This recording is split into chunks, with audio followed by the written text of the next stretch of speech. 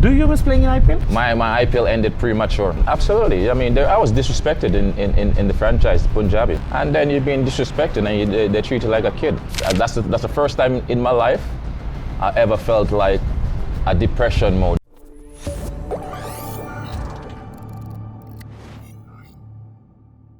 Do you miss playing in IPL? Oh, I did. My IPL ended premature, with Punjab. Yeah, I remember. Even you posted something, you said something that Universe Boss deserve more respect. Yeah, I mean, absolutely. I mean, I was disrespected in the franchise, Punjabi, in the Punjab Kings 11. I felt like I wasn't being treated properly. For a senior guy, done so much for the league, bring so much value to the franchise as well. And then you're being disrespected and they treat you like a kid, and then pretty much I'm just like, I felt like the building was on my shoulder. That's the first time in my life I ever felt like a depression mode. So when people speak about depression, that's I can get a little sense. I get a little sense of that, and it's like it wasn't for me. So I know we're talking about it's our job, we're working, but at that stage, what happened? Money. At that stage, nothing. You don't need money right there. Your mental health is so important than money. As a fan, we also felt broken. Like I call Anil, listen to me. I had a one-on-one discussion and said, listen, I'm leaving, because at the same time as well, I had the World Cup and we were in a bubble, so you couldn't come out. So you were like, your mental space was just going. It was just really, really puzzling and destroying you. I was destroyed inside. And I like, after the last game I played against Mumbai, I'm like, yo, it doesn't make sense. I'm going to do myself more damage, and rather than be at peace. So I called him and I have a one-on-one to talk to him. Actually breakdown as well. Like literally a breakdown when I was talking to him because I was really hurt. You cried? Yeah, I cried. And I was disappointed with Anil and how the entire thing was actually run. The franchise was actually run at that time. And I said, listen, thank you. KL was the captain. He called me and said, yo, Chris, you want to stay, you'll play the next game. And he was like, I said, listen, man, I wish you guys all the very best. I just packed my bag and I walk out. What exactly happened? That's what happened. I tell you, I didn't want to play me. They had no discussions with you? You were a great player. You have won so many matches. I'm a straight up guy. There's too much bullshit and Universe Boss. I'm tired of bullshit. I don't like bullshit. I'm a straight up guy. True. I don't like to be bullshit around. Okay, let's leave this. You smash almost every bowler. Yeah. Was there any bowler you were ever a little scared of? He's a little tough. Hey, listen to me. I faced some serious bowlers, man. Yeah. So obviously I will be scared of bowlers, especially when you're just joining the team as well. It's just representing. Can you name a few of them? Well, when I just started, you see the likes of.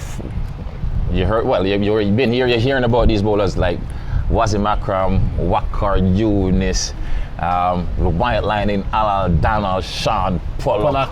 I'm telling you, man, and you have even Jack Callis was bowling fast at that time as well, because as a youngster just playing international cricket, you have Glenn McGrath, and then you have the Ralapindi Express, Shoaib Akhtar, then the Brett Lee, then the Shane Bond, then you have the Dale Steyn come along.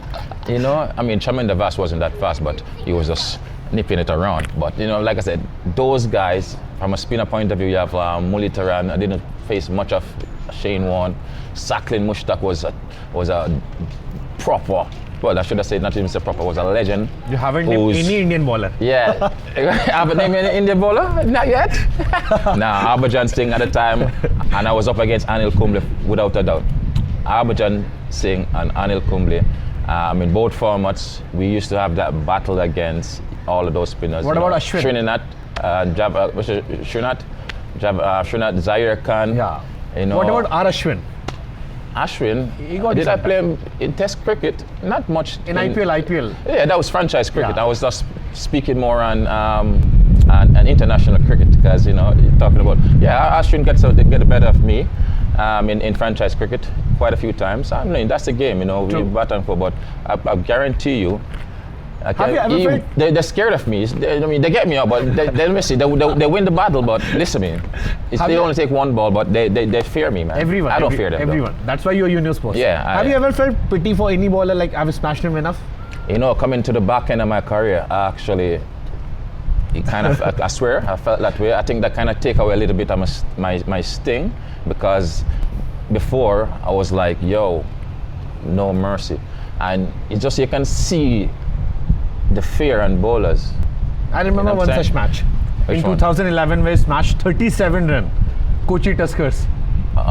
37 runs in 1 Yeah, over. I mean, even before games, no, I mean, they can speak for themselves, but even before games, bowlers like, take it easy, Chris, take it easy. And, I mean, like, those little things, I'm like, I get too soft on them. I get too soft and, to get too much sympathy for them as well. But yeah, I mean, yeah, I'm just cool and calm. But In 2016, you scored 76 off 38 balls. Final, IPL final.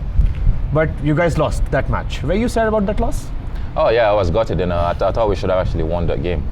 Based on the start, we actually, give the team a self and vera. But like I said, cricket can just change so quickly. 1 minute you're on top, going, and you just take a little 2 quick wickets to actually change the game, and you lose key players, and then automatically the team will come back into it as well. The opponent will come back into the game.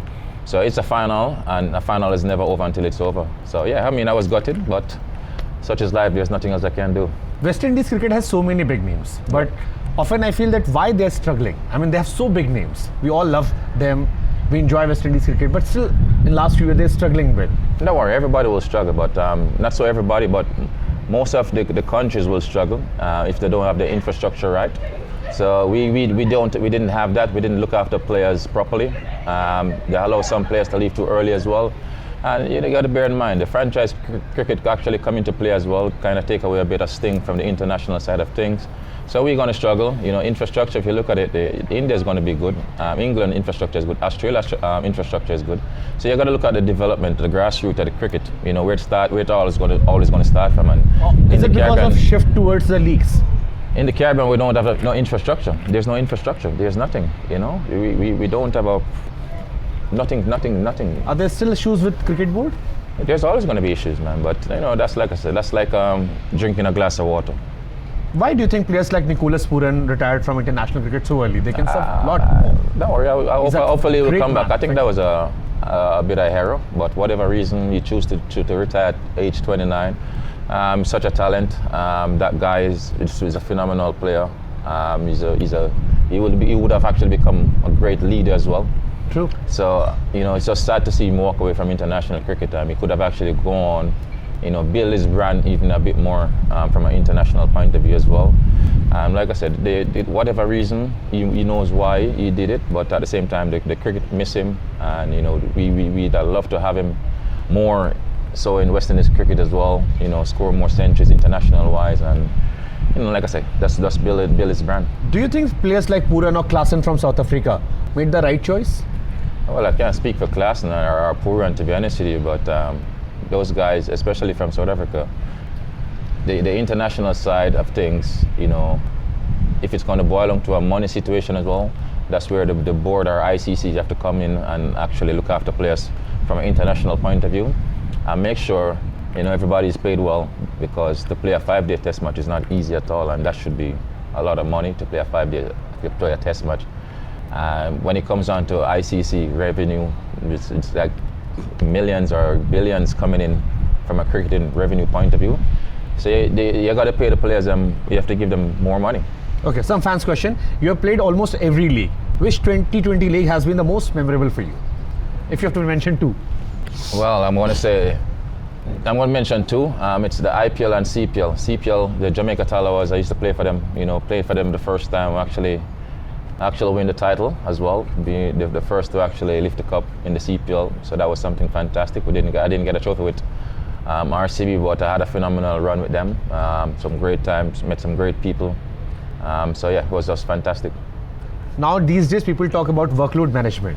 You have played 100 plus tests, 300 ODI and a lot of T20 league. I mean, how you managed at that time?